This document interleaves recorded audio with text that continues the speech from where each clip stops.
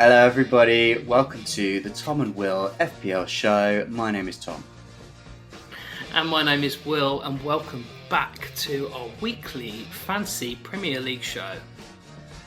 Welcome back. We have got a great show for you this evening.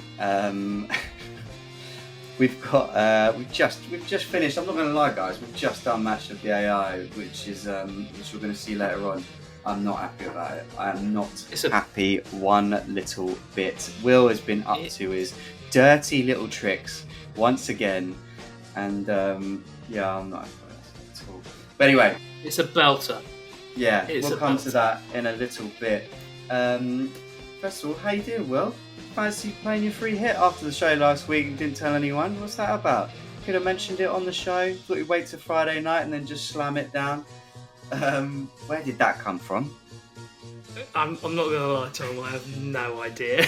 It was. I spent 5.5 hours in the car driving down to Dorset to see my parents, and I made some questionable decision, but it didn't turn out too badly. We start a new podcast. We're just feeling our way through, searching around for stuff to talk about, playing a free hit. I mean, we only get like 4 chips a year. Do you know what I mean? Just slammed one down, didn't even come up in the pod. But I guess we'll cover that. We'll cover that a little bit more in more detail to see how Will got on. We will be discussing the previous game week, of course. We'll go through all the results in the Premier League as normal service is resumed and Manchester United are back to losing ways. Yes, Chelsea smashed Wolverhampton 6-2. Have they turned a corner? We'll get into that. We'll go through our scores.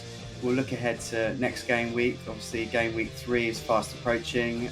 We've got a few bits and bobs that Will and I have been up to talk about. And then, of course, we'll finish the show off with Match of the AI. But first, let's have some listener questions. Yes, my favourite. Thank you very much for getting in touch, everyone, through social media. Really appreciate it. This week, we've got a question from Morgan in London. Hi, Will. You must be pretty cheesed off having to use your free hit in game week 2. If only there was a way of knowing before the season started that Haaland had this dream fixture against Ipswich. Slightly uncalled for, isn't it? Why can't we just go softly, tread softly into the night? You know, it's going to be a delicate show. It's not that bad actually, but do you know what, Morgan? You can. Yeah. Okay. Fine. It caught me off guard, man. I've got to say that it just. We did the show last week. Everyone will know that we did the show. There was no mention of free hit. Would have made good content actually. I might do a free hit this week. This is what I'm thinking. And then it gets to Friday night, and I might do something crazy. I'm going to do something crazy. He's texting me, and I'm like, "What are you going to do? Like triple captain Solanke?" That was what I thought. Something crazy, but that was before I knew that Solanke was injured. I thought that was kind of crazy, but fine. And he's like, "I'm not hearing anyone else. They're not talking about this. They're not talking about doing this." Maybe there was a reason. Listen, so on my 5.5 hour drive, I listened to about 20 podcasts, like genuinely. Actually, probably about 5.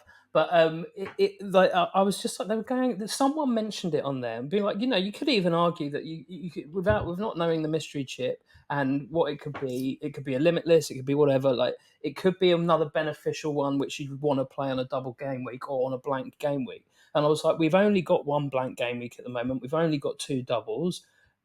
I'm like, we've got lots of chips to play. I was like, do you know what? I'm going to smash it. And do you know what? I'm happy I smashed it. But do you know what I didn't like is the fact that I didn't really take into consideration all of the players in my free hit because it was too much of like a spur of the moment thing. And Foden killed me. If I had anyone but Foden, anyone on the top shopping list was KDB and Sonny. And if I had either of those two, I'd be laughing all the way to the bank. The bank of top of the league. Yeah. I mean, obviously, the the reason you did it, Will, was because you didn't have Haaland, right? That was it, and you were worried about Haaland, so it was legit. Which I was right to. What do you know? Yeah, I was you've right to done all worry right. because We'll get into it. We'll get into it. Anyway, thanks, Morgan. More to come. Nick. Yeah, more to come on the free hit, I'm sure. Sure. Second question comes from Rutdog in Walton Hill. It's not a real place, surely. It's a question for Tom. Solid start, Tom. Thanks, mate. Fancy another sub 50k finish? Rutdog, my guy. Hey man, it's been a decent start. It's been a decent start. I'm actually still behind Will, but it's by a lot. you know, by a not lot. by much. Just saying. Not by much. But it's been solid. No. It's been solid, No, mate, and I'm very happy with my start. It's been way better than last year. So yeah, I'll me and you take both. it. Thanks, mate. Lovely question.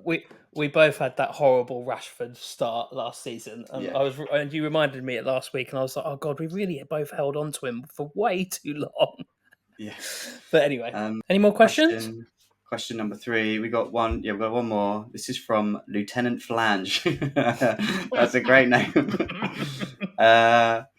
Which sources do you trust for up-to-date injury news? Now, this is a very good question. Oof. I don't know about you, Will, but for me, there is no one better than Ben Dinnery on Twitter. You've got to follow him.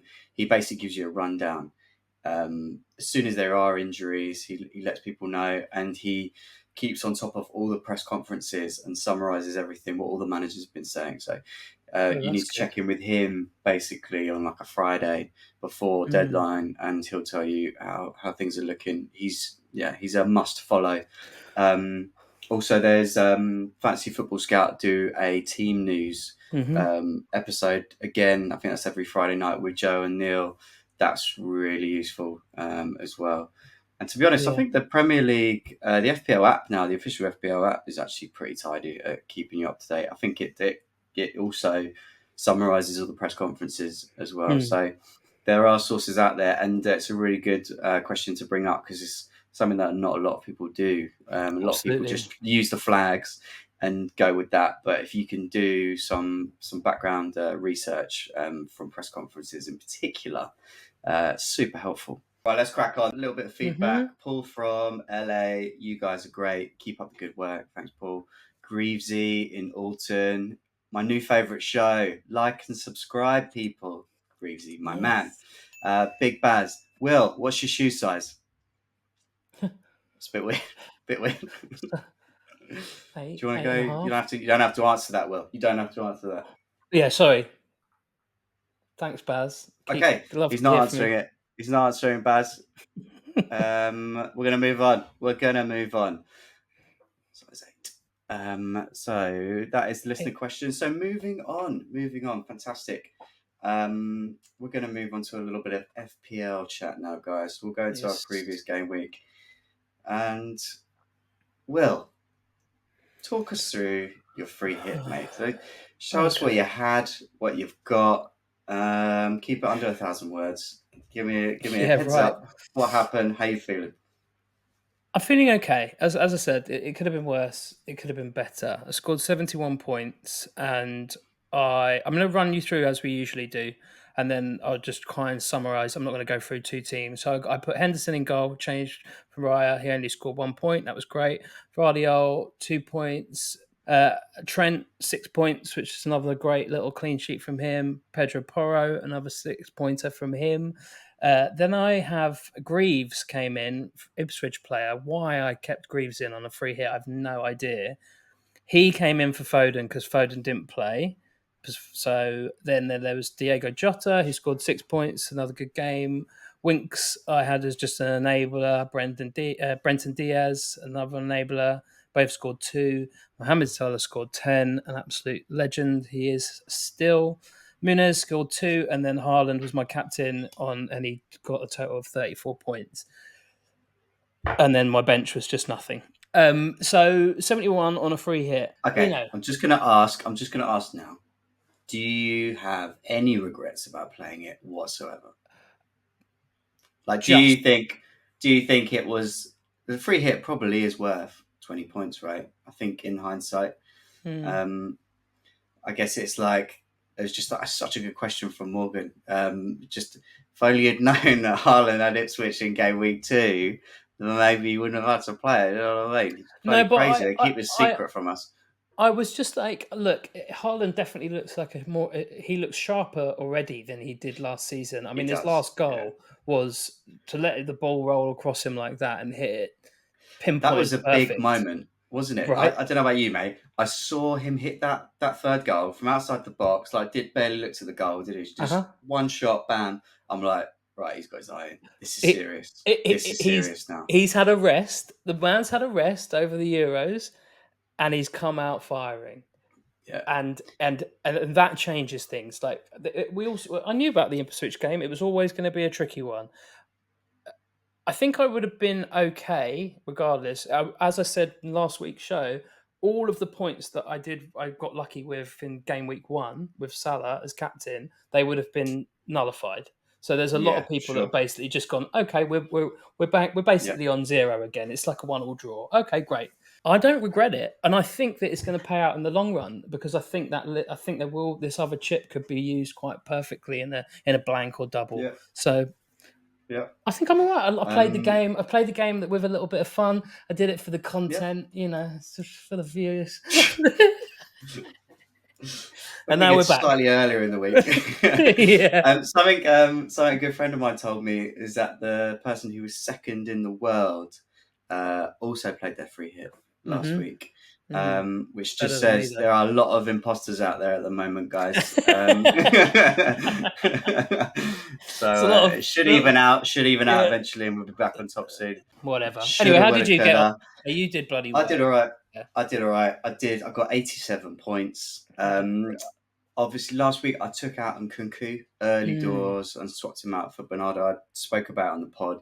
I said I had concerns about Chelsea, which turned out to be false because they smashed Wolves completely, smashed their back doors in, and then I was also worried about Nkunku's minutes, which was right, especially as he played midweek, didn't he, in the Europa Conference? Yeah. So I was happy with that transfer. I bought in Bernardo, which was a little bit of a punt.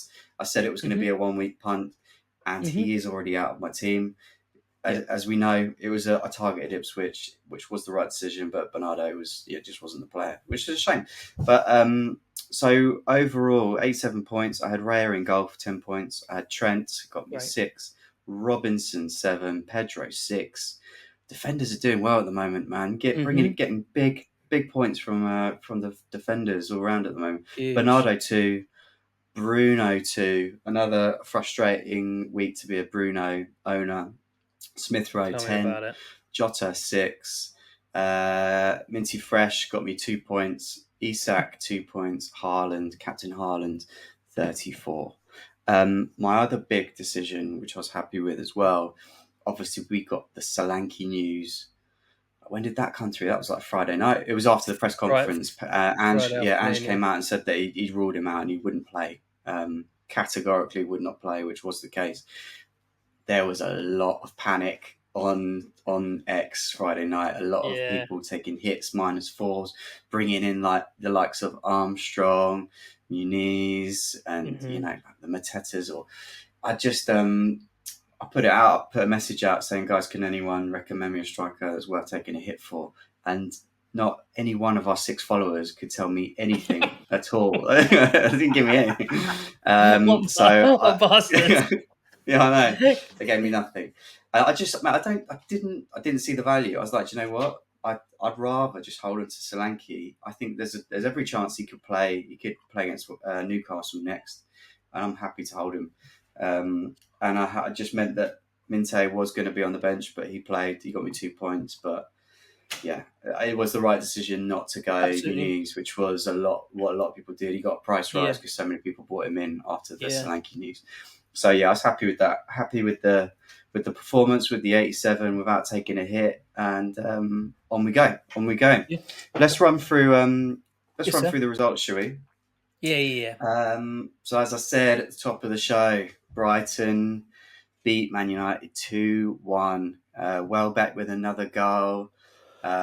Ahmad got a goal for United, and then Pedro at the death, taking the victory. Obviously, mate, very frustrating for a United fan with the Xerxes touch. Could have been very different. United could have had it sewn up had Xerxes not got a touch.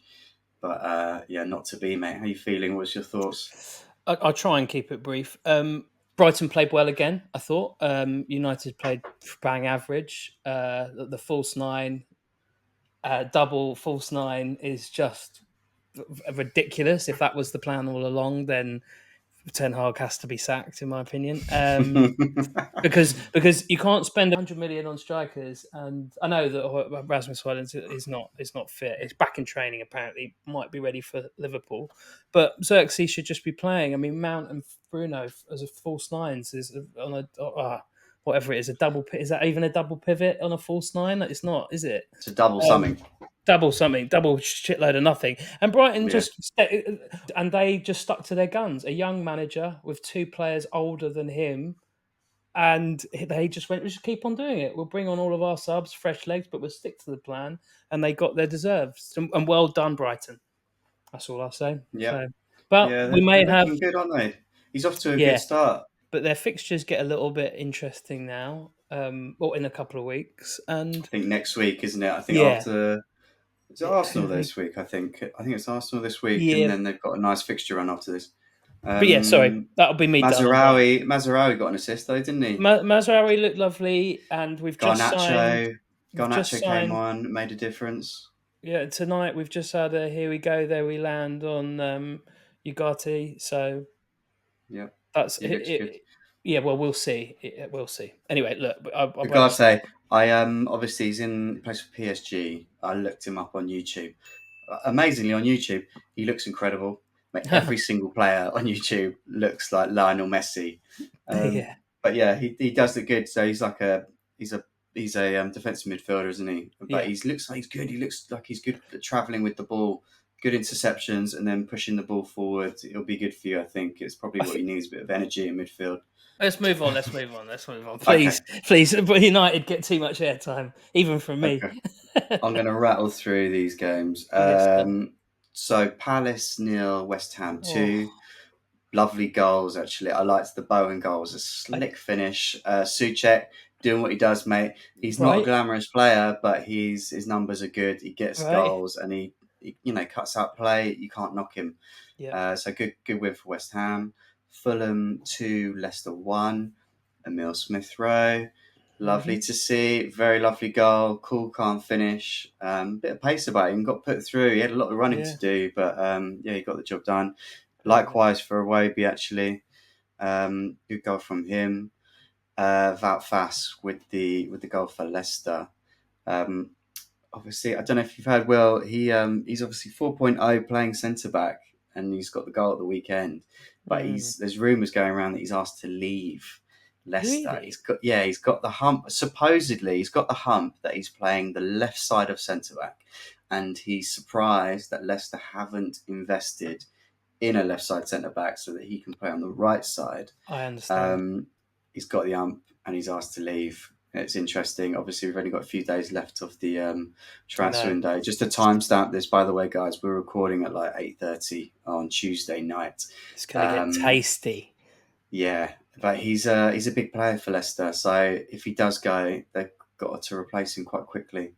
And Adama with the assist, and also Anthony Robinson. He was popular. Well everyone brought him in last week, and that turned out to be good moves.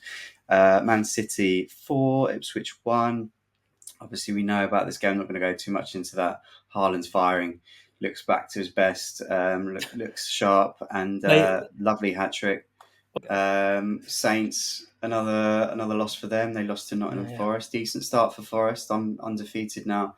That's 4 points in the last 2 games. Gibbs White with a goal. He's a FPL favourite. Spurs 4, Everton 0. So this was good for Spurs. Obviously, they were kind of their attack was quite blunt in the first game against Bournemouth. But Sonny got 2 goals. Basuma with the goal. Romero. Did you see Ange's press conference? Obviously, Basuma was banned for the first game for doing because of his stuff. You know what? Yeah. But Andrew's like, I'm going to ban him again next week. This is what he does when he comes back. He gets me go, I'm going to ban him next week, then I'll ban him the week after that. Which I do. I do love Ange. Like, I love how open and honest he is in his press conference. Like, as we said on Friday about it coming out straight up with Dominic Solanke news. Whereas like lots of managers, as we know, like Arteta and everyone's just very cagey. He's like, no, he doesn't beat about the bush.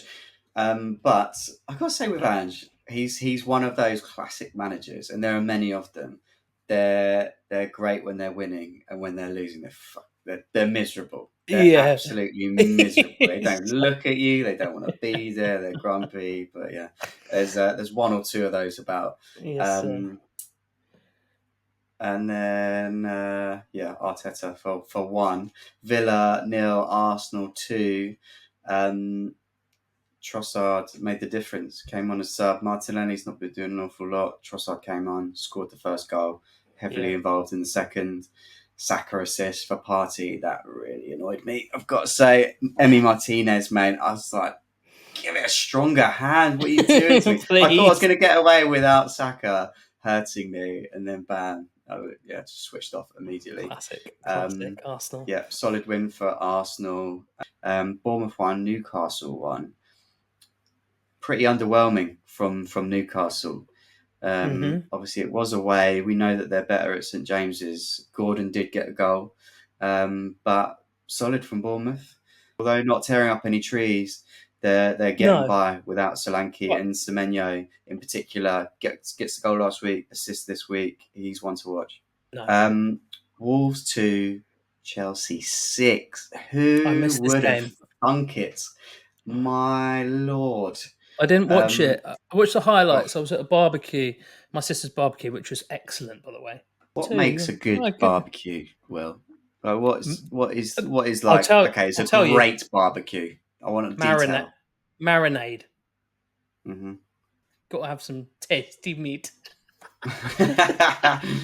What marinade that chicken. Oh, just as long as my sister called me up and she was like, "What do I marinate the chicken?" I'm like, "Of course you do." And I said, just make sure that you loads of lemon juice, garlic, a little bit of ginger, maybe some chili.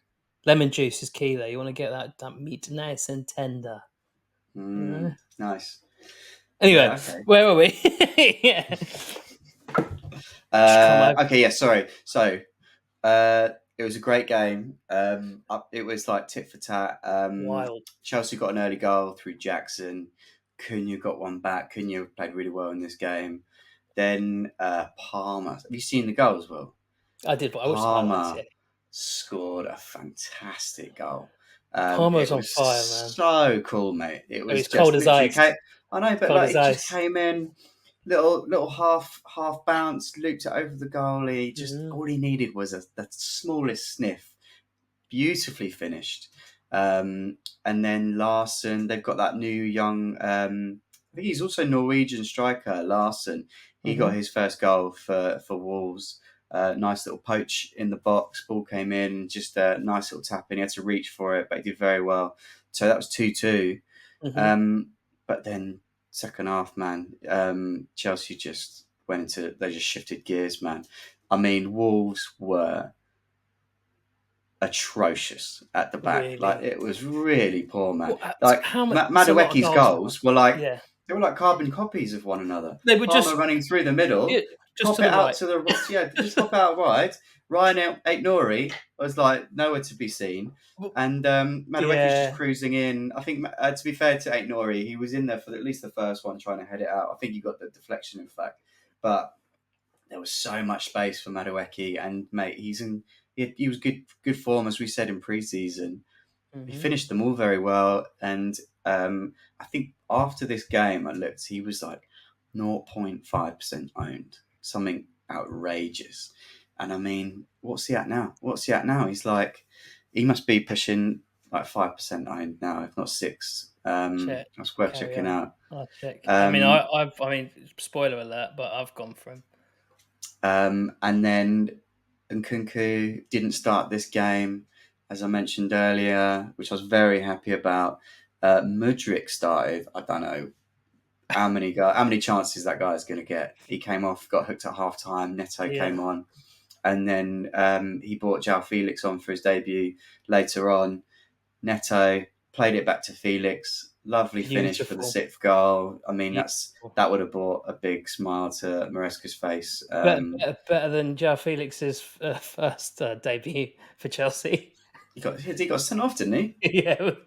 I mean, it wasn't as bad. The worst Steven Gerrard. worst debut of all time.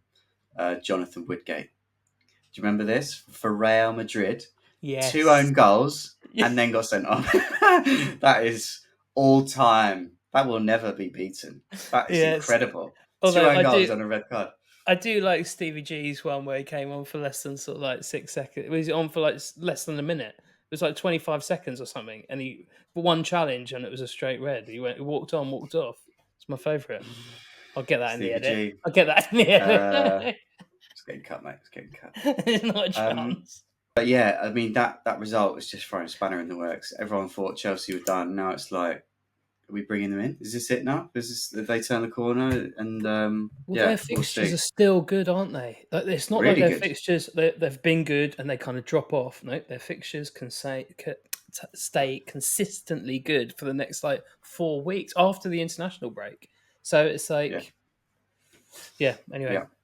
Yeah. Liverpool 2, Brentford 0. Another really strong victory for Liverpool. Played quite well. Nothing crazy. Just routine. It was kind of routine. Obviously, Brentford are hard. They're a tough nut to crack at times. Really Liverpool tough. Patient. Funny enough, it was a kind of Klopp-esque goal for Diaz's goal. Very fast counter-attack. Good goal from Jota. Great goal. Great finish from Diaz. It's lovely to see. Especially he's in our differential team. He's in the team machine, so he did as well this week. And then another goal for Salah, second half.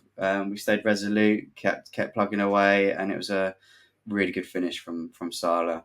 Just kind of popping it around the corner into the net. It was great. And another clean sheet, that's 2 clean sheets. I believe that's like the first time we've had back-to-back clean sheets since like October.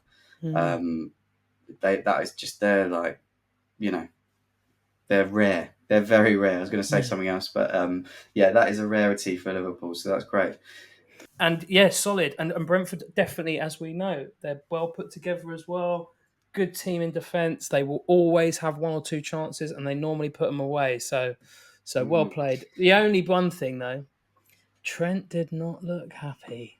Oh, he did not. I hate to see that. Like he had a real strop, and it looked like the kind of strop where he was actually potentially sending a message, was angling. He was. I mean, mate, if you want to go to Madrid, Trent, get used to sitting on the bench, bro. Do you know what I mean? You're going to be getting subbed a lot more. They've got Danny Carvajal. They've got great rotation. Is going to be happening a lot more than if you stay at Liverpool. Absolutely. But mate, God, I hope he stays. He's an incredible player, and we absolutely love him. We need him to stay in England. But yeah, there's no need for the strops. So that rounds up last week. So game week 3. Oof. How are you feeling about this week ahead, Will? It's tricky. After playing the 3 here, I was like, and then obviously I looked at this game week beforehand. I was like, it's not going to be pleasant because there's some tricky fixtures. But I'm mildly happy with my team, and especially my team going forward in the next couple of weeks. We've kind of come to wildcard. It's in a good place. The team that you've obviously gone back to, your game week 1 team, is in a good place for game week 3. Right? It's not too bad. I did do a -4 because you told me you did a -4 and I got excited and I was like, well, if he's doing it, I'm doing it. Spoilers, mate. Spoilers. Yeah, sorry. But I was just like, well, I think I might, could make some changes just to kind of set myself up for the next couple of weeks because there are some small fixture shifts in this game week, and there's a lot of people playing their game week, their wild card this game week, in game week 4 and 3, and there's a lot of people playing it in 4 and then also 6. I think I'll try and hold out for 6, and this is why I'm depending on the international break. That's why I've made a little cheeky. But just for everyone listening, the international break does start after this game week. So as soon as this game week kicks off, we're going to have a lot of wild cards activated. Yes. The minute we get the first fixture this weekend. So let's quickly look at those fixtures. We'll look ahead to this game week. So Arsenal v Brighton. This is going to be a good game. This is going to be a great game. This will be a tricky test. Probably Arsenal's first real test because obviously, as we said, Brighton, they have started really well. That attack, that front line is looking tasty for Brighton. Matoma, Welbeck and Minte, really strong. Obviously, it's home for Arsenal, so you still fancy them, but it'll be interesting to see them. And hopefully it's a good game. And maybe I think one to look out for is you do wonder after the last performance if Trossard will start. Having been so influential on the last result, he could be a good person to get in. He could be one for a differential team, which absolutely. We'll come to. Brentford versus Southampton. Brentford will be looking to bounce back after the Liverpool loss, but they're still looking good. And Buemo and Vista will be ones to keep an eye on. Ivan Toney, news today, been contacted by Chelsea. Believe it or not, who'd have seen it? Another day goes by and Chelsea are linked with another player. But apparently it's real interest in Ivan Toney. Obviously, it's one that's been talked about for a while, but I don't know. Jackson's been playing all right. They've got so many other players. They've also the Sterling swap deal with United for Sancho. That's wild. That's not going away. That's not going away. That's got in the last couple of hours, just before we jumped online and started streaming. That got serious, and I was like, "You're kidding, right? Like, I don't want that at all." Anyway, are we talking about Brentford? Yes, we'll see what happens with Tony. Southampton. Yes, so they need a win. This is a good opportunity to get some points on the board against Brentford. Tough. So fingers crossed for them. Everton. Speaking of teams who've had terrible starts, Everton are getting absolutely spanked. Let's go with that. They're getting spanked every week at the moment, and they're obviously scoring goals is something that they've always struggled with. But letting in so many goals, that is not like Everton. No. They need something to get the fans going, and it's tough. It's tough for them. So, but they will fancy it against Bournemouth at home to Bournemouth. As we said before, Bournemouth are strong. They're getting by without Solanke, so that could be a good game. I think that one. Yeah. And like I said, another one like Semenyo definitely got to be on the radar for this week against Everton. He's in good form. If you are looking for a differential, then he's a good one to go for. What is he? Well, he must be like 5.5. Yeah, Semenyo at 5.5. He's definitely one to look out for this week. If you are in need of an enabler, I think he's a great option. Ipswich versus Fulham. Ipswich still in search of their first win. This is home for them. They'll fancy this. Fulham though, they've been great in the transfer market. Emil Smith-Rowe's got his first goal, as we said. I think, and obviously they've got Anderson. He hasn't played yet. Ipswich, we saw against Liverpool, they're a very physical team. Is this one where Anderson comes in and has an impact, or is this slightly risky? Let's see if he gets any minutes. But I think the question is about Fulham and Muniz.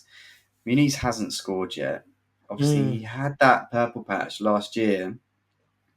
Was that a flash in the pan?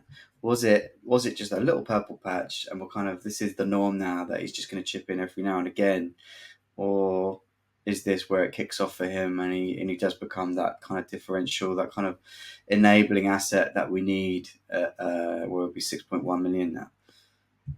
Well, I think this is the game where you do, and he was a big help for me last season, so I'm a fan. But is this another, just holding on to him for dear life, just waiting, because you know as soon as you let him go, he starts to bang. But this will be a big this would be a big test for him to really show. We've seen Ipswich aren't idiots. They know that they can play. Last week's result was a lot, but it was they've had the two of the best teams in the Premier League attacking threats. in the first 2 games. So this will be a real show. And if he doesn't show some serious potential, then I think he's definitely wildcard territory out. For me personally. Yeah, I think we'll come to it. I just think like if you're getting your knees out, the enabling strikers, like they're kind of your options are dwindling. I think we're starting to see that maybe it's worth going down to a kind of non-playing striker, just a 4.5 striker, and invest that money into midfield. Do you know what I mean? I think you're absolutely right. Do you know who I think he's gonna remind me of? This kid come back to haunt me, but like, when I look at these fixtures for Muniz, right? He's got Ipswich, West Ham, Newcastle, Forest. He's got City, Villa, Everton, Brentford, Palace, Wolves. Like, there are a lot of really good fixtures in this run. You're talking like game week 3, you could hold him up to 14, and he's got like 2 games where maybe you don't play him in against like City and Spurs, or not even Spurs. I mean, it's a really good run. But the thing is, because the run is so good, you end up keeping him in even if he's not returning for you. Do you know what I mean? Because he's cheap. You're like, he's an enabler. I'm going to keep playing him. It's like, it reminds me of like Zaha. I remember those like seasons where I had like Zaha, he was just doing nothing, and I'm like, he's got a good fixture this week, I'm going to stick with him.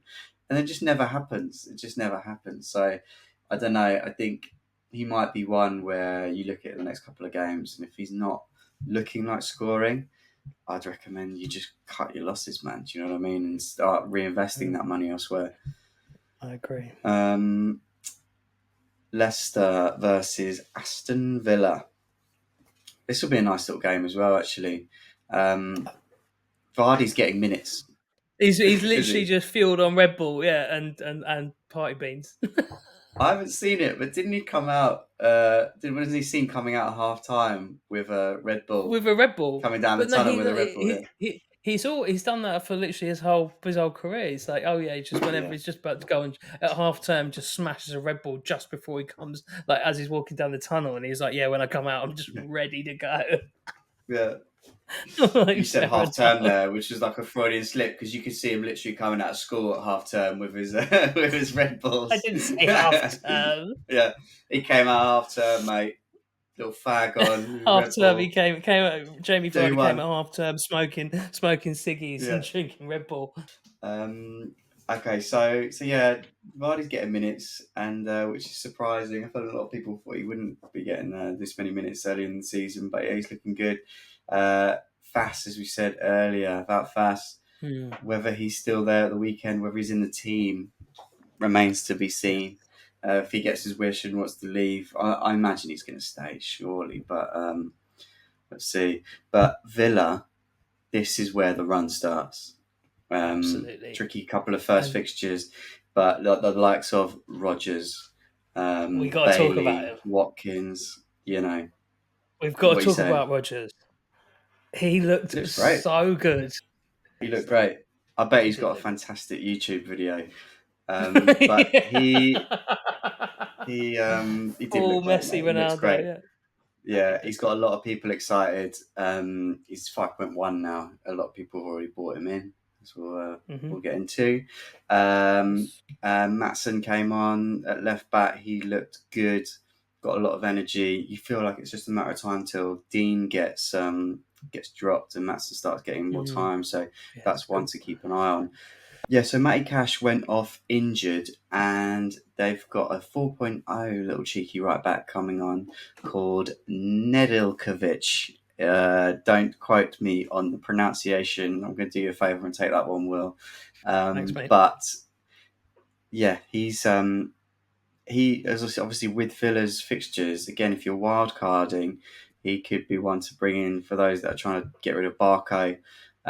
He could be one to bring in for certainly a couple of weeks while these fixtures are good. Don't make me say that name again. And then we've got. Can I just mention the fixtures? Can I just quickly mention them? Because it's really, for those on the podcast and flash up online, is Leicester away, Everton at home, Wolves at home. So back-to-back home games, Ipswich away, then Manchester United at home. And that's not a bad game. And then Fulham, it gets a little bit more tricky, and then Bournemouth at home, and then we start to get muddy at game week 10. But that's That's good fixtures, man. Yeah, I mean, like I say, wild carders, you're getting Watkins in, you're getting Bailey in, and if if you have to, you get Rodgers in. I think most people are going Rodgers this week just because it means you can push that money elsewhere. Rodgers looks so attacking. He's playing 90 minutes. I think a lot of people are going for him over Bailey at the moment. So yeah, with those fixtures, mate, you've got to take Villa seriously. They're players in your team for a long period of time. So yeah, definitely ones to consider. Nottingham Forest versus Wolves. Yeah, as we said earlier, Nottingham Forest off to a strong start. So they got the win with Gibbs White's goal. He's someone who's just going to chip in each game. He always looks good. He's the captain. He's the talisman. He's one who's worth looking at. And if Wolves they defend how they did against Chelsea, then Chris Wood is going to be the in with a Woodman. shout as well. Yeah. Wolves will be targeting this as their opportunity to get some points. Gary O'Neill, we know he's a good manager. We know his teams are usually well organised. If he sorts that defence out, Cunha's got his goal now. I think he's back. He's looking good. He's looking fit. So there could be goals in this game because both teams will be looking for victories. But when it comes to a Nuno team, we know that Forest will be hard to break down. West Ham versus Manchester City. Tricky one. It'll be a tricky one for City, this one. Being at West Ham, Lopetegui, he's got his victory now after last week. He'll fancy this. He'll be wanting to show the West Ham fans what he can do. West Ham have got a good team. They've got dangerous players. You could say that Kudus hasn't hit the heights that we've seen from him, certainly in last season. If they can figure out a way to get him playing, obviously he usually plays out on the right wing where Bowen plays, and he was playing well out there when Bowen was playing through the middle. If they can get both Bowen and Kudus firing, then they could cause City some trouble, because we know that City, they concede goals. They do concede goals. They always leak a goal. Yeah, but Haaland's going to be one that you consider again for captaincy this week. If you're a Haaland owner and after that hat-trick against Chelsea, there's no reason not to be captaining in this game. He's still a great captain choice. Yeah, speaking of captaincy choices, Chelsea versus Palace. Suddenly, this game is not the game we thought it would be at the beginning of the season. Chelsea, off the back of that victory against Wolves, and Palace, off the back of that's 2 straight defeats for them, and leaky defence. What are you saying? I don't know. I think Palace have been. I don't feel like they've taken their chances. They've had chances. They've been attacking. They look like they should have been put more goals in the net. Like as he's got so close, and they look decent going forward. But they just haven't put them away, and I feel like that would have swung the fixtures. Obviously, last week West Ham it was the last 20 minutes or so. They definitely turned it on, and 2 great goals. But I just feel like Palace have still got a gear to go to. That goal last week, the free kick, if that had gone in, then Brentford would definitely not have literally kicked off and scored a goal straight away. I think that it's going to be an interesting one. I think Chelsea are coming off the back of obviously a huge win, and they're going to have the bit between their teeth. I'll tell you what, mate, this is a Super Sunday, mate. I've got to say, you've got Chelsea Palace, Newcastle Spurs, which will be a good game, and then William, we have Man United versus Liverpool. Before we go into that, we'll quickly touch on Newcastle Spurs before we go down that road. I think this game against Spurs at home for Newcastle, I think this is the game that Eddie Howe's going to be targeting a performance. I think this is what he needs to shake his team out of their summer slumber, mate. Get them off the beach. this is where it matters now. This is a big match. Spurs have woken up. They had that wake up call last week. They're finding the net. Solanke, 50-50 for this game currently. He might make it back, but I mean, after winning 4-0, you think maybe he could be a substitute appearance. But yeah, Newcastle, let's see what they can bring at home. I think they'll be up for this. Sure. I think, maybe. I think Isak, a lot of people are transferring him out, but I think he gets another week. A couple more weeks to see what Newcastle are up to. Right. Okay, mate. Main event. Super Sunday. Manchester United versus Liverpool at Old Trafford. What you saying, Will? What you saying? What do you reckon? I'm just looking at you. I didn't even look at your. We've got some notes here, right? And I was like, it just says same old United, and arguably it looks like exactly the same team as last season. I don't. If this was at Anfield this early on the season, I'd be staying at home watching it in my bedroom with a blanket over my head because this is going to get messy. I still think it's going to get messy, but you guys are the opposite of how United are playing. United are playing shifty. We're not quite warmed up. We don't really know what our team is. The thing is, mate, you can say all of this, and on paper, we should smash you, but it never happens. Like, obviously, there's been a few occasions. There's been a few occasions where we have smashed you in recent times, but last year you were atrocious. Yet you come to Liverpool, you turn up, and it's a tough game for us. It's always a tough game. You guys seem to find extra gears. Yeah, you find extra gears. It's not going to be the walkover I want it to be. But the thing is, it could be, but ultimately, hopefully, it won't be. There's something about this fixture, as we know. This is the biggest fixture of the Premier League, in my opinion. I think you might be buoyed by the OUTTA news. I don't think, but again, who knows? we don't play him. We don't play him. We cannot play him. No, he's not going to play. Ten Hag won't. He won't play. I don't think he'll play. But I mean, you never know. You never know with Ten Hag. But I think just the fact that he's in, you'll be buoyed by. And who knows? You could be unveiling Sterling by the weekend as well at this rate. And also Garnacho, he's got to start. He's got to start this weekend. And I think he will start. I think so. And I think it's time. I think it's time to just if Ten Hag continues to make bad choices, like his head is gonna be on the chopping block like so shortly after Dyche's. Like if those results continue, but he will be. You have to play your forward. You cannot play this dual 9, false 9, whatever it is. Xerxes ready to go. Let's have a target man. Let's play the game. Or we could have Højlund back. Do you not think that United have actually been slightly unlucky in these games? Like, you could have easily walked away with a victory against Brighton, and like Bruno, he's had good chances. I don't think you've been getting bossed in these games. No, not at all. Not at all. We made. This is where it all comes back down to bad decisions from the manager. I think the players are playing pretty well. They're playing together. We're opening them up. Ahmed was doing great stuff. When Garnacho came on, it was excellent. But in the last 10 minutes, we changed our shape. It looked awful.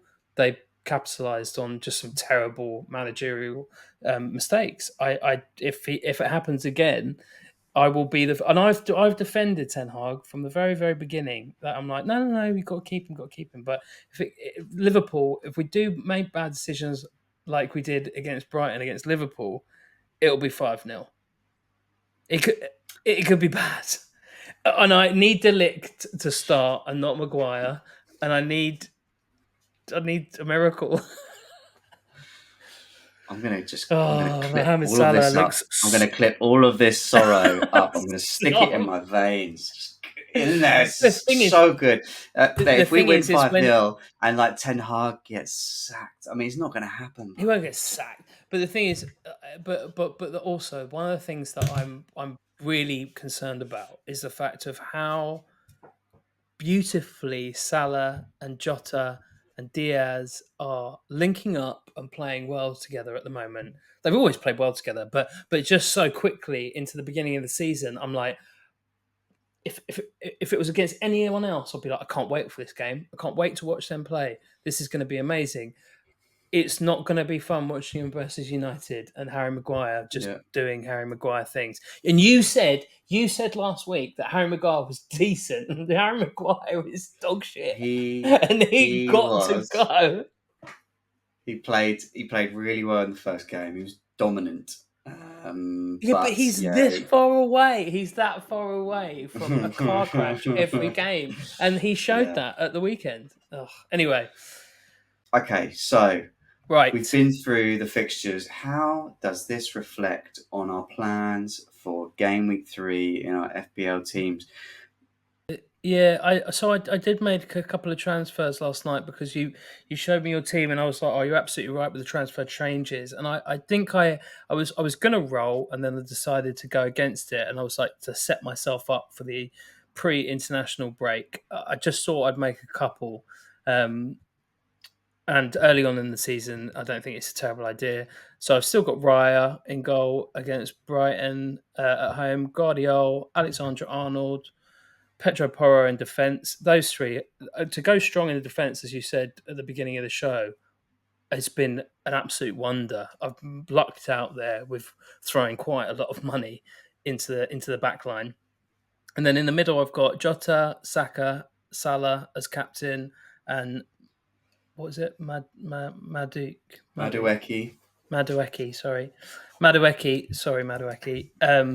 Just as a bit of a 1 week punt, really, because he got a hat trick. He's definitely going to start. You can't just bench someone. I mean, he's going to be on the bench now, isn't he? But hopefully he gets, after a hat trick, he gets a start against Crystal Palace at home. Then I've got Nunez, Isaac, and at the moment I've got Solanke in there. But my first substitution is Rodgers, as we mentioned, against Leicester. And then in defence on the other bench warmers, I've still got Greaves and I've still got Barco. I know that Barco is gone, but his price won't drop.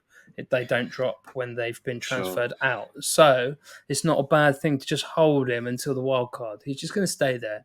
At 4, he's not lost me any money. So, and then I've got Valdemarsson for my very good bench. Very good, Will. So you have bought in Madueke and Rodgers. Yes, who did you take out of your team?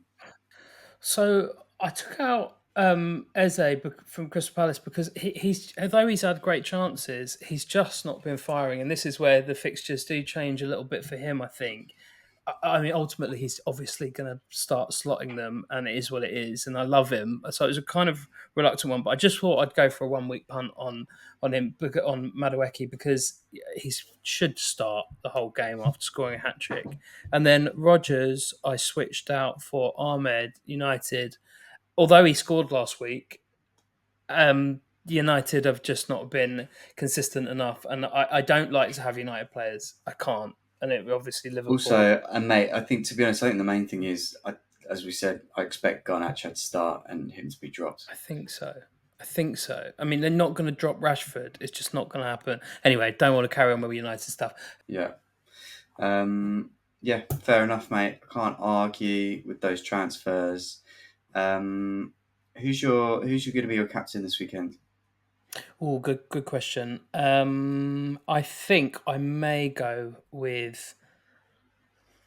I think I'll probably go with Salah as a safe bet, but God, I'm tempted to go with like Raya or one of the defenders. Is a safe bet against Manchester United. Just get it in my veins. Stuff it. But the thing is like I really want to go with one of the defenders because the defenders have been scoring like safe points for the last 2 weeks. Or do we even take a massive out there punt on Nunez away and he scores 3 goals against Ipswich? This is it, mate, because I've talked him down in this episode. You can guarantee he's getting a hat-trick now. And it could happen. It could happen. Fulham have been looking good on paper. Got to keep him. What you got then, TK? Let's move on. Get your team. So my team was... So I've got Raya, Alexander-Arnold, Robinson, Pedro Porro, Diogo Jota, Smith Rowe. I've got 2 new additions in midfield, which I'll come back to, and then I've got Haaland, Isak, and Solanke in my team currently. Solid. It's really solid, First, mate. first sub on the bench is Minte. I've also got Bednarik and Hall on the bench. But so what I've done this week is last night. So I also had Bruno Fernandes, and then I also had Bernardo for a 1 week punt. So Bruno was predicted to go down in price last night, which he did, and Rodgers was expected to go up last night, which he did, which is obviously a 0.2 swing there. By going down to Rodgers on Bruno meant that I had a fair old chunk of change. So I could go up on Bernardo Silva to Cole Palmer. And obviously that is a -4, but I just had to take the hit because if I'd have left it to today, then I wouldn't be able to afford this, and I'd be quite a way off. Yeah. I'd be like, by the time we get to the weekend, I could be like 0.3 out of getting this team. So I've had to strike early. Yeah. I don't like that I've done it. I don't like I've taken the hit. I don't like that I've made a transfer for a Chelsea player before they play in the Europa League this week. Like Cole Palmer could get injured. Like you've got to be waiting on these transfers, but it's just annoying this time in the year. The price rises are so volatile. It forces your hand, and you've just got to do it. Like, yeah, -4. Bruno. There's every chance he's going to score a penalty against Liverpool. Bernardo against West Ham. He could easily do stuff, but at the same time, those fixtures and those players. I think Rodgers against Ipswich and Palmer home to Crystal Palace. I feel pretty good, and I feel that because Chelsea have got the fixtures going forward, as do Villa, it's good transfers for the long run. I'm not planning on making any other transfers in at least the next week or two. It kind of like, I know we've potentially got these wild cards coming up, a lot of people are, but I feel like it gives you options of potentially pushing that wild card later as well. You're like, it doesn't have to happen in week 6 or week 4, whatever. That team looks nice. Like when you sent it over, I was like, oh, that I can't get to that. I like Smith Rowe. I like Palmer. I like Haaland. You got Minter there. It's good. It's nice. And Robertson, you've got great fixtures coming up as well. That's a really solid team, TK. I feel like you have a lot of potential to steal those points back on me. Just so you know. Yeah, cool. Okay, cool. So, guys, they are our teams. Why don't you come and join our mini league? Come and play with us, man. We want to see your teams. The link is in the bio, but the code is MUOMWR.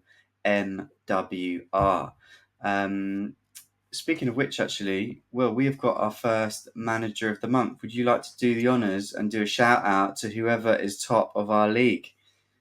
Yes, I would. And if I could tell you who it was without looking, I've not prepared. Oh, bloody hell. Who's it, Will? Tell us.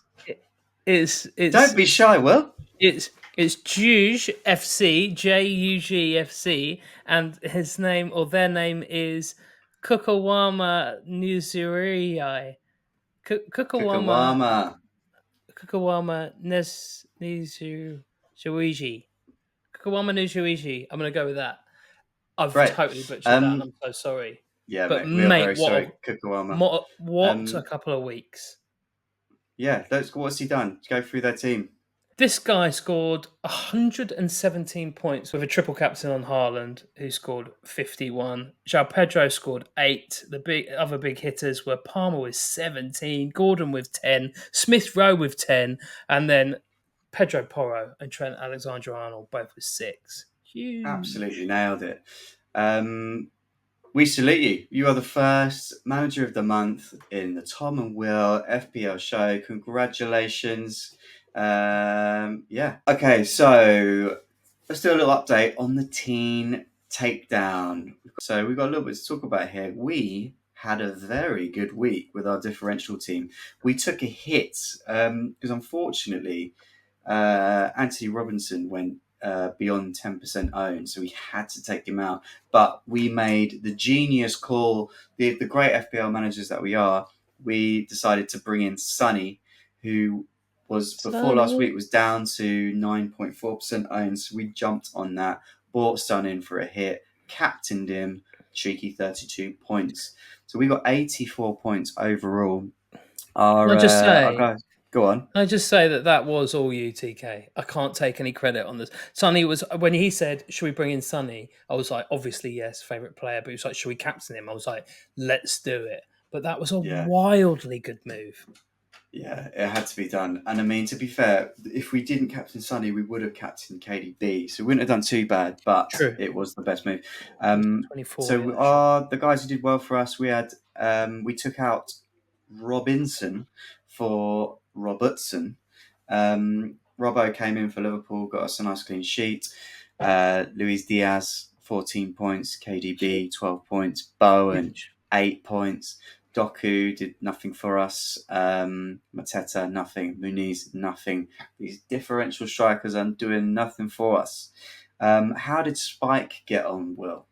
Spike, well, he didn't do badly, but he. Sorry, just to interrupt you, but just to remind everybody. So, just in case you missed the previous episode, Spike is Will's 14-year-old nephew who came onto the podcast and threw down a challenge. He thought he could take us.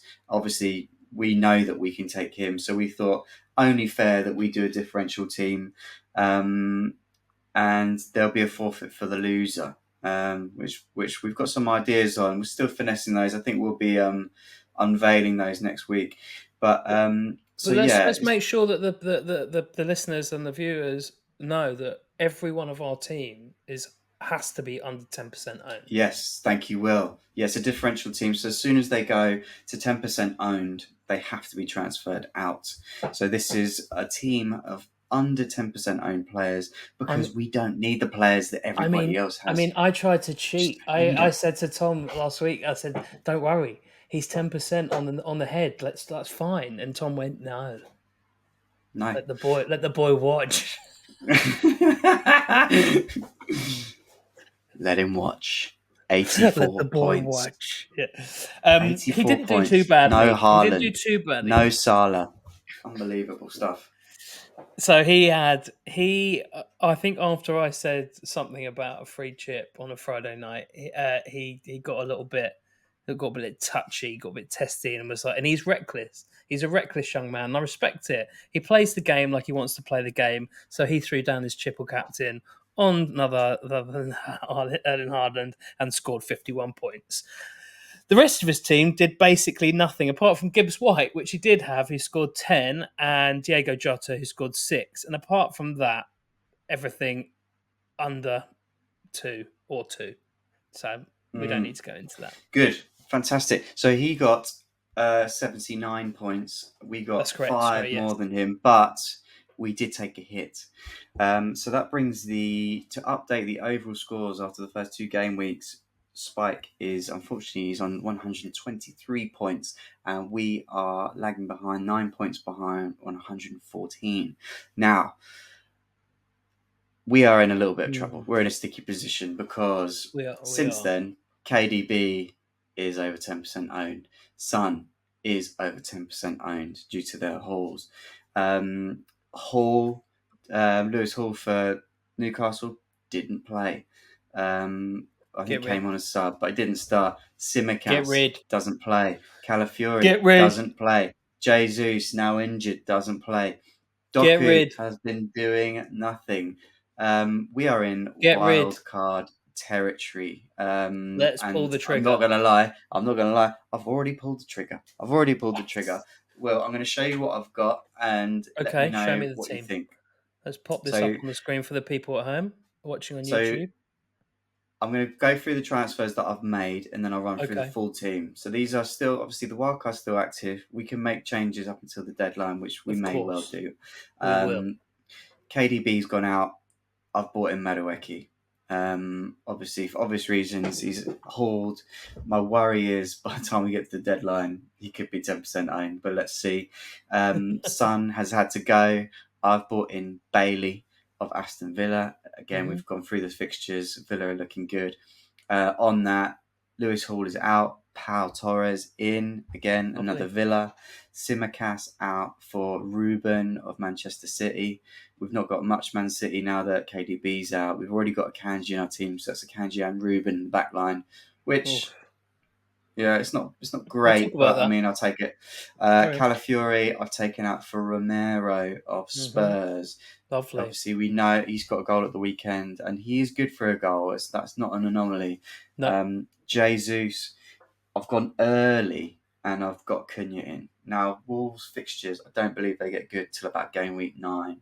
But I'm getting ahead of the curve, and he might chip in with a few bits. Well, we're watching. Oh, we're watching our budget, are we? Have we not got much money in the bank? Money is not an issue for this team at all. And I mean, maybe a lot of these players have gone down in value as well. So thankfully that is the case. And at the moment, I've taken Doku out and I've bought in Matoma because this is where after Arsenal this week. Again, I'm thinking ahead and I'm just trying to limit transfers going forward because if we're watching the 10%, not only are we're actually targeting games, we're having to be defensive and get rid of players that are 10% owned. So I'm trying to think ahead. So that's where we're at the moment. So to run through our team fully, the team that we've currently got, our bus team to play this week, Leno against Ipswich, Pau Torres against Leicester, Akanji against West Ham, Robertson against United, Bailey against Leicester, Madueke against Crystal Palace, Luis Diaz.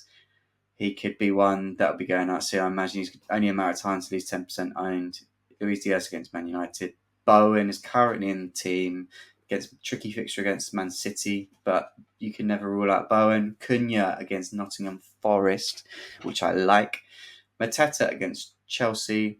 Muniz against Ipswich. On the bench, we've got Anana, Man United in goal. Mitoma, Ruben, Romero. I mean, it's a good squad. It's not bad. It's a strong squad.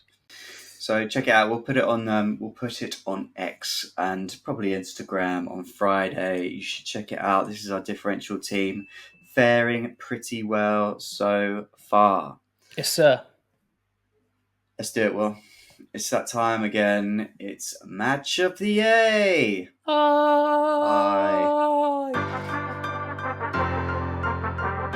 So this week it is my team, Liverpool, versus Will's team, Manchester United. As they're playing against each other at the weekend, we thought it's only fair to have them fight off against one another once again. The scores are 2 victories to Tom, 1 to Will, although anyone who tuned in last week saw that was an absolute farce. I'm not gonna dwell on it. I'm just gonna move on. It was the best. It was so good. I loved it. Check it out if you did miss it. They're all on YouTube. You can watch them if you fancy it. There's some belters in there. So the deal is this week is that the players in the Liverpool and United squads had to have represented Liverpool or Manchester United during the noughties, so the years 2000 2009, and we said just for a little bit of extra spice, goals from beyond the halfway line count double. Now, again, for anyone who hasn't listened to this, the way Match of the AI works is we type in our teams, we type in the conditions such as goals from the halfway line count double, we put it into ChatGPT, Will types it in on this little laptop and says, ChatGPT, which of these teams is the better team? Can you simulate a match for us so that we can see how it would pan out? Will's going to read out the first half, I'll read out the second half, but before we get to that, let's go through our teams. Who have you picked, Will? Actually, Tom, seeing as I won last week, fair and square, and it was a beautiful victory by Argentina, you can go first. Okay, cool. So my first pick in goal is Pepe Reina. Decent. I've got Van der Sar. Yeah, of course, mate. Absolute slam dunk. It was just a matter of time to get him in. Centre back, none other than Finnish king. That is Sami Hyypiä. Yeah, sure. That's that. I questioned it at first, but then I was like, actually, that's great. He's a monster. I've got an early one here. I've got PK. Cheeky. Naughty. I mean, I hope he plays like he did at United. 'Cause he was all right. He was fine, but no, didn't get good until he was at Barca. I hope ChatGPT takes that into account. I think that ChatGPT will bypass that. Which I think it will too. Fucking computers. Anyway, so obviously goals count double from the halfway line. Xabi Alonso is in the team. All right. No worries. Just give me a man. Come on, just don't put me out of misery.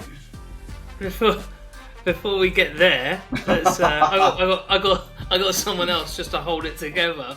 I've got none other than the absolute genius. This is Jusing Park. Cheeky, bringing the energy and the tap-ins. I've got someone to match Jisung. What about Yossi Benayoun? The hat-trick machine. He usually only scores hat-tricks, but he scored plenty of them. He is a cool, calm customer. Underrated. Love that guy. It's so true, but I must admit, when trying to find a photo for the people watching on YouTube, you can't find a good photo of this guy, as I'm going to show you. On the other hand, which is a lovely segue into someone who's quite the opposite, I was spoilt for choice, and that is Mr. Sir David Beckham from the halfway line. Yeah, of course. This is going to be Alonso versus Bex. I mean, who knows? There might not be any goals from the halfway line, but hey, exactly. My final pick is Fernando Torres. Nice pick. Well, he did all right for you guys. And then I have Mr. Berbatov as the finest touch in the game. And the streets will never forget Berbatov, as we know. Pure excellence. Yeah, that's a good squad. Right, let's get this game. Let's get this fire lit. Right, let's go. Let's start this match simulation. Liverpool versus Manchester United, round 2. I'm not going to do the description. We know this by now. What we're doing. Come on. First half, kick-off. The referee blows the whistle and the match begins with Manchester United taking control. Beckham immediately looks to spread the play with his trademark long balls, whilst Liverpool looks sharp and organised, with Alonso dictating the tempo from midfield. The 6th minute. Early Liverpool threat. Liverpool comes out strong with Benayoun picking up the ball on his right. He beats PK with a clever turn and drives into the box, cutting the ball back to Torres. Torres shoots low and hard, but Van der Sar makes a superb reflex save and keeps the scores level. 12th minute. Started fresh. United response. United quickly counters. Beckham with a trademark pinpoint cross to Berbatov in the box. The Bulgarian striker controls the ball with a sublime ease and unleashes a powerful shot, but Reina is equal to it, diving to his left to parry the ball away. 18th minute. Dangerous moments. Liverpool presses it forward again. Alonso plays a beautiful pass over the top of Torres, who races past PK. Torres tries to chip Van der Sar, but the Dutch keeper stands tall and tips the ball over the bar. The Liverpool fans applaud the effort, but the score remains 0-0. Mate, early signs suggest PK is not quite at the top of his game. Time. 25th minute. Beckham steps up to take a free kick from just outside the box. You're in trouble. Free kick. The strike is vintage Beckham, bending, dipping and curling towards the top corner, but Reina, fully stretched, managed to get his fingertips to it, pushing it to the post and out for a corner. The crowd are on their feet, recognising the brilliance of both players. Don't like this. 33rd minute, Liverpool breakthrough. Liverpool's persistence finally pays off. Alonso, with time on the ball, launches a long pass to Benayoun. The Israeli winger skips past Park and whips in across. Torres meets it with a thunderous header. and beats Van der Sar. That's goal. That's 1-0 to Liverpool. Come on, Fernando. He turned that ball El Nino. He turned that ball into a fireball and set the pitch ablaze. Come on, mate. 1-0 Liverpool. Okay, 42nd minute. United instantly strike back. United responds quickly with Beckham. Another one of his trademark crosses finds Berbatov unmarked in the box. The striker rises high and heads the ball into the bottom corner, leaving Reina no chance whatsoever. Goal, and that's 1-0. That goal was filthier than a teenager's browser history. Every single week. I've got to get rid of him. I think we get rid of him. And that's 1-1 at half time. Over to you, Pickle. Oh, okay. Let's find the second half. Okay, right, here we go. Ready? 1-1, half time. So ready. Second half. 50th minute, early pressure from Liverpool. Hang on, so I can't even see the whole text there. Right, early pressure from Liverpool. Liverpool starts the second half with intent. Alonso and Ben Ayoun combine brilliantly down the right, with Ben Ayoun sending a dangerous cross into the box. Hippier coming up from the back, rises to meet it, but his header goes wide of the post. 58th minute, United launches a swift counter-attack. Jisung Park, full of energy, bursts down the left wing, cuts inside. He finds Berbatov at the edge of the box, who tries to curl the ball into the far corner, but Reina dives across to make a stunning save. It's a good keeper. Disaster strikes for Liverpool. Beckham swings in a corner and Hippier, under pressure from Berbatov, misjudges the flight of the ball. It glances off his head and flies back into his own net. Own goal. No! Hippier. Funny enough, the very same thing happened to me when I was a boy. The ball came in, I went to header it, bam! It's just gone back off the back of my head, looped into the goal. I still remember it. Hang on a minute. What? The ball's gone on vacation to the back of the net and it's not coming back. United take the lead with the own goal counting double. It's a huge blow.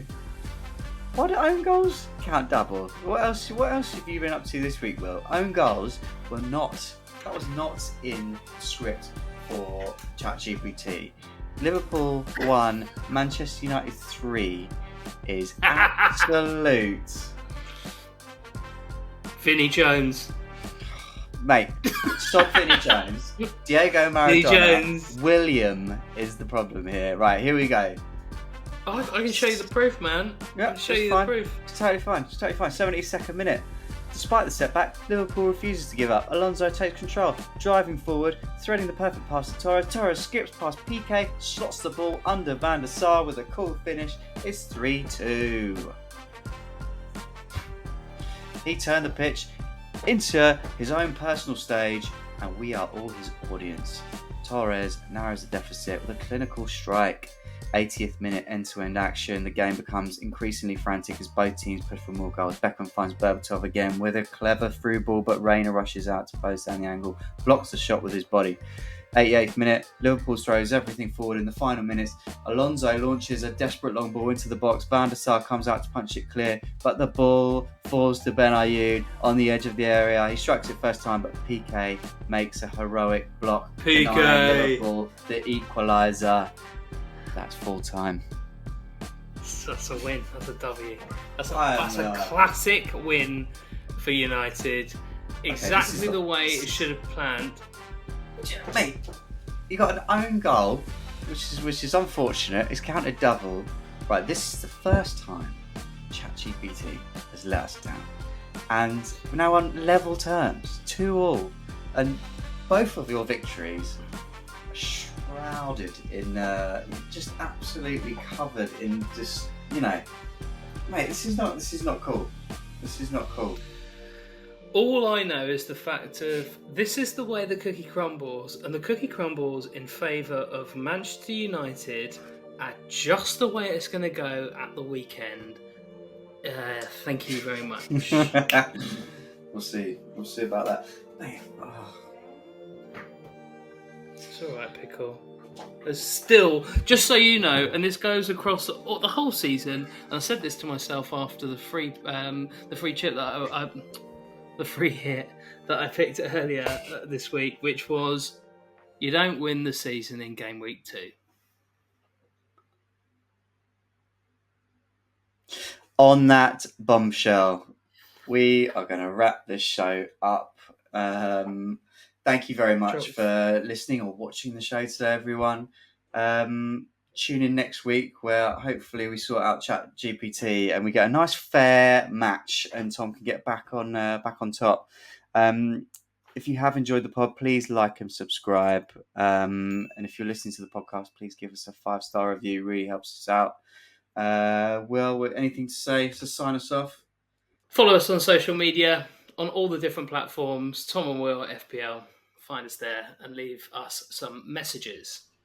Lovely. Thanks, everybody. That is a wrap. See you next week. Hit it.